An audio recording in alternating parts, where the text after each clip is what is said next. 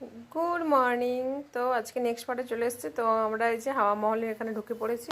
এবার এখানে টিকিট কাটতে হবে। তো এখানে দাঁড়িয়ে আছি, আমার অঙ্কন এখানে বসে আছে, আর ওই যে ওর বাবা ওখানে লাইন দিয়েছে টিকিট কাটার জন্য। তো তারপরে ঢুকবো। এই যে আমরা ঢুকে গেছি। কি আন্দাপল্লি না কি লেখা ছিল গেট, ঢুকেই হচ্ছে এখানটা এরকম। তো এর ভিতরে এখানে ঢুকতে হবে।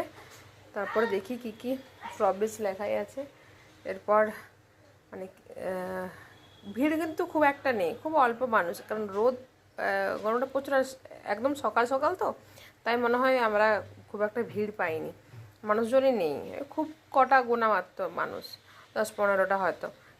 কিন্তু যখন আমরা বেরিয়েছিলাম তখন আবার সবাই আসছিল। তো ঢোকার পরে আবার এটা হচ্ছে হাওয়া মহল। এখান থেকে নাকি ওই রানীরা হাওয়া খেতে আসতো। তো মানে এখানটা এখন জল টল কিছুই চালায়নি, পুরো শুকনো। আর এই যে ভেতরের মানে অবস্থা দেখি এবার কোন দিকে নিয়ে যায়। কোনো গাইড নিইনি আমরা। তো এই যে হচ্ছে মানে কালারে গেরুয়া কালারটা এখানে সব জায়গাতে আছে। তো চলো এবার উপরে উঠবো। এই যে সিঁড়ি উঠছি, স্লাইড টাইপের সিঁড়ি। কত যে পড়লো বুড়ো করে একটা লোক আছে না, ওই লোকটাকে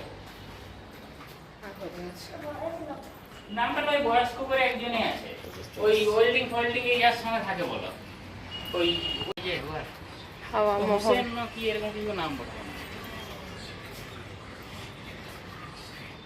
বললো ওরা।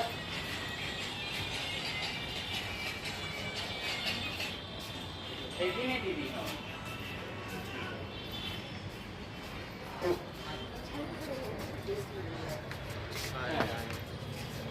যে ওখান থেকে উঠে এখানকে এসছি জয়পুরের।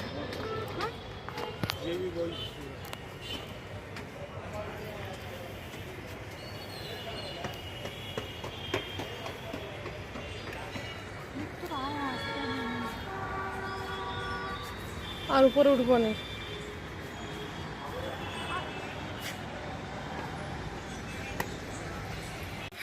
উপর থেকে নিচে নেমে গেছি, প্রচণ্ড উপরটাতে রোদ, গরম, কষ্ট হচ্ছে।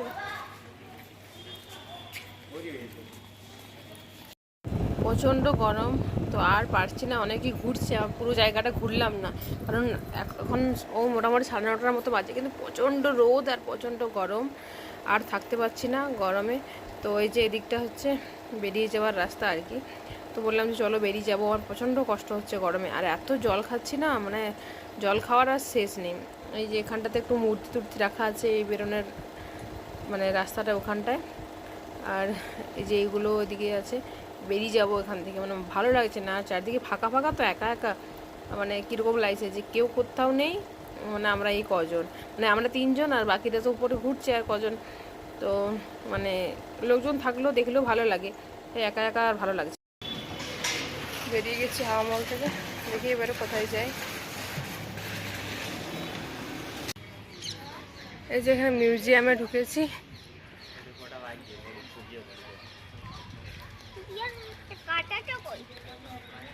ওটা কাটা নেয়, তখনের দিনে তো এরকম ঘড়ি ইয়ে হতো না, সূর্যের আলো কোনখানে কোনখানে ইয়ে হচ্ছে সেরকম, সূর্য কোথাও কোথায় উঠছে সেরকম। লে ছোট ফোনটা বার কর, ছবি তুলবি।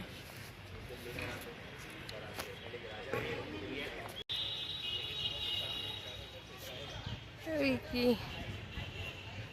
কি কে জানি না, মানে সায়েন্সের জিনিস আর কি, তো আমরা বুঝবো না। বলছিল গাইড নিলে বুঝবে, তো গাইড নেওয়ার দরকার নেই, চলো তো বুঝে লাভ নেই, দেখে নি। তো ওই জন্য আমরা আর গাইড নিইনি। তো এইটুকু বোঝা বলে আর বুঝে কাজ নেই, ওই 400 টাকা নিয়ে নেবে উদমাই।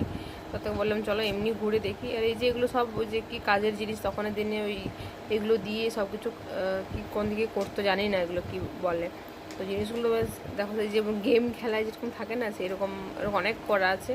আর ওদিকটাতেও প্রচুর মানে পড়াশোনার ইয়েটা, মানে প্রচুর এগুলো মানে পড়াশোনার কাজে লাগার জিনিস এগুলো সব, আর মানে বুঝতে পারছি না। আর এটাও ওরকম করা আছে, কি জানি কি। আর কি বলবো, মানে এদিকটাতেও লোক নেই সেরকম, ওখানেও একা একা ঘুরলাম, এদিকটাতে খুব অল্প কজন আছে। হয়তো বেলা হলে আরও মানুষ আসবে, কিন্তু বেলা হওয়ার কি, এখনই সকালে যে এত রোদ, মানে কি বলবো, তার সঙ্গে রোদে এত কষ্ট হচ্ছে, এত জল খাচ্ছি, জল খাওয়ারের শেষ নেই, জল শেষ হয়ে যাচ্ছে, মানে যেখানে যাচ্ছি 2 বোতল করে জল কিনতে হচ্ছে, 1 বোতল খেয়ে শেষ হচ্ছে, 1 বোতল বোতলে কুড়িয়ে রাখছি, তো সেটাও সঙ্গে সঙ্গে শেষ হয়ে যাচ্ছে, মানে কি অবস্থা, এত গরম এত গরম। আর এগুলো হচ্ছে রাশিফল, মানে প্রত্যেকটা রাশি, যতগুলো রাশি আছে আমাদের ততগুলো রাশির এক একটা, যেটা বৃশ্চিক রাশি, আর মানে প্রতিটা রাশির একটা করে এরকম ইয়ে করা আছে। এগুলো তো হয়তো রাশিফল গণনা করতো তখনের দিনে, জানি না, তো মনে হয় তাই, কারণ একজনকে বলছিল যে তখনের দিনে এগুলো রাশি, নাহলে এগুলো এরকম করে করা যায় না। প্রতিটা ডিজাইন কিন্তু আলাদা, প্রতিটা রাশির ডিজাইন কিন্তু আলাদা, মানে এগুলো যেহেতু জানি না সেহেতু বলেও লাভ নেই, তো ঘুরে দেখিনি। এটা হচ্ছে তখনের দিনে যে ঘড়ি ছিল না, কীভাবে টাইম দেখা হতো, সেই সূর্যের আলো যেখানে পড়ছে মানে তত সময় হচ্ছে। এখানে এই যে এটা মনে হয় 10 লেখা আছে, হিন্দিতে লেখা আছে তো 10, মানে ঠিকঠাক টাইম এখনও মানে এ হয়নি। এখন বাজছে ঘড়িতে, আমার ঘড়িতে ওই 10টা 7-8-এর মতন, এখনও মানে এখানটাতে এখনও 10টা বাজেনি। এভাবে ওরা টাইম দেখতো এখানে। এই যে তুমি সরো বেটো, তুমি সরো, এই যে এটা ক্যালকুলেশন 23 মিনিট ব্যাক আছে। 23 মিনিটের কাছাকাছি তো।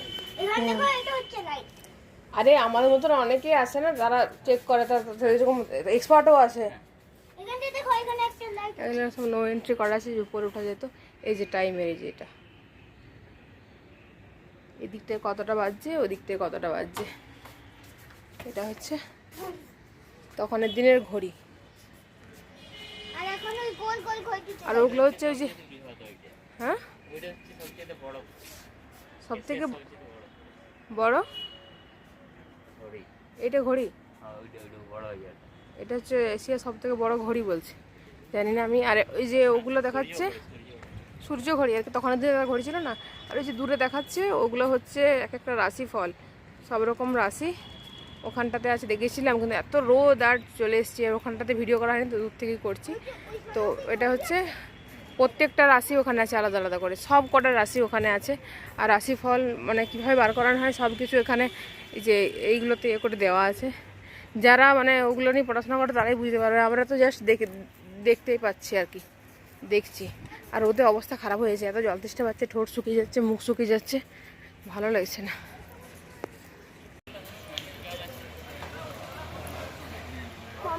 একটু ছায়রায় বসি, প্রচণ্ড কষ্ট হচ্ছে। তুমি কি খাবে? আমার অবস্থা এখানে অঙ্কন, তুই জল খাচ্ছি, এই যে কোল্ড কফি নিয়েছি একটা।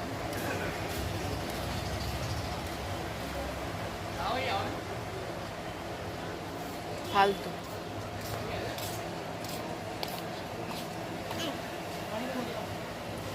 আমার দোকানে যেটা পাওয়া যায় তো ধারে কাছে ওইটা না।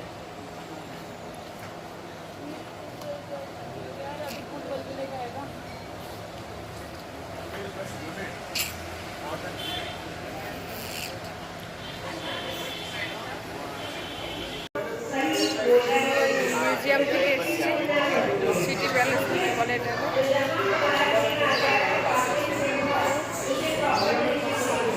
গঙ্গাজল বাসন, এখানে করে রাজা নাকি গঙ্গাজল নিয়ে যেত।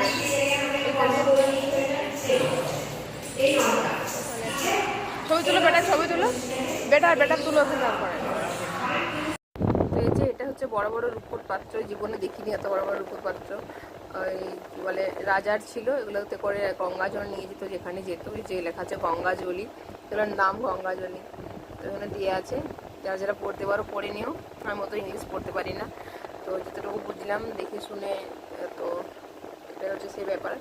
আর এটা হয়ে ভেতরে ঢুকেছি, আর এখানে হচ্ছে নাচের ক্লাস, নাচ শেখানো হচ্ছে। তো এখানটাতে দেখার আর কিছু নেই, তো এই গঙ্গাজলি দেখা হয়ে গেছে। এই দিকটাতে যাবো, দেখি কি দেখার আছে। এখানে বড় বড় এরকম পাত্র রাখা আছে, তো এখন তো এই পাত্রে কিচ্ছুই নেই, সব ফাঁকা। মানে রাজস্থানে না এই মহল টহলগুলো না, এই দেখতে ভালো লাগে। তোমরা রাজস্থান না এলে দেখতে পেতাম না যে তখনের দিনে ইতিহাসে যাদের নাম পড়েছিল ওদের মহলগুলো এত সুন্দর ছিল, মহলগুলো এটা নাকি চায়না থেকে এসেছিল, চায়নার মিরর। এই যে আমি जयपुर से पहले लोग आमेर में रहते थे, जयपुर से लिविंग इन आमेर। এদিকে গাছ। তো চলো এখান থেকে এবার বেরিয়ে যাই, দেখি আবার কোথায় যাই। এত রোদ, আমার আর ঘুরতে একদম ইচ্ছে করছে না, ভালো লাগছে না। আমরা এই যে জুতে ঢুকেছি, এখানে ময়ূর ঘুরে বেড়াচ্ছে, ওদিকটাতে আছে ময়ূরটা গেল। রাজস্থানের সব জায়গায় তো ময়ূর ঘুরে বেড়ায়, তো দেখা পাওয়া মুশকিল। যারা দেখা পায় তাদের এই উপরে, এটা কী ধরনের ফলের গাছ বা ফুলের গাছ বুঝতে পারছি না। বড় বড় ফল ঝুলে আছে, এই যে এদিক ওদিক পড়ে আছে ফলগুলো, এই যে নারকেল টাইপের ফলগুলো। আর ফুলগুলো কীরকম টাইপের দেখো, কতটা করে সসেজ। আর ফল ফুলটাও তো এতটা ঝুলে আছে প্রতিটা গাছে। কাকে ময়ূরটা ওই কোনাটায় আছে, ওই দিকটায় আছে, ওই ওই যে ওই গাছটার নিচে ওই দিকটায় গেছে, ওই দিকটায় আছে ওই ঝাড়টার।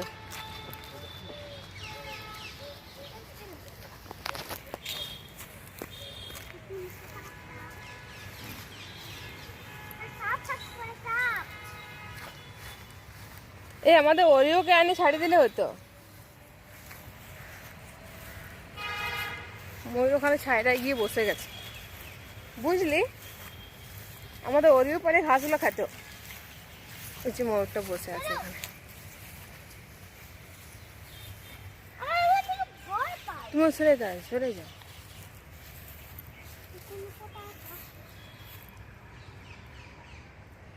এই যে ময়ূরটা বেচারি ছায়রায় বসেছিল।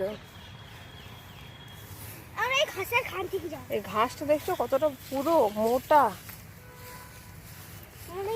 আমাদের অরিওর জন্য ঘাসগুলো ছিঁড়ে নিয়ে গেলে হয়। এই যে ময়ূরটা। হ্যালো ময়ূর, হাই। ময়ূর ছাড়ো, I love you. I love you too বেটা। আই দেখো তুমি যদি কি কুলাইছি। হ্যাঁ জসমিন দাঁড়াও, আগে ময়ূরটা দেখাতে দাও। ওই যে ময়ূর ছায়রায় ছায়রায় ঘুরে বেড়াচ্ছে, এই যে ময়ূরটা, এই যে ছুটে দিল। তো চলো ময়ূর দেখি, আজকে টাটা বাই বাই করে দিলাম এই ভিডিওটা।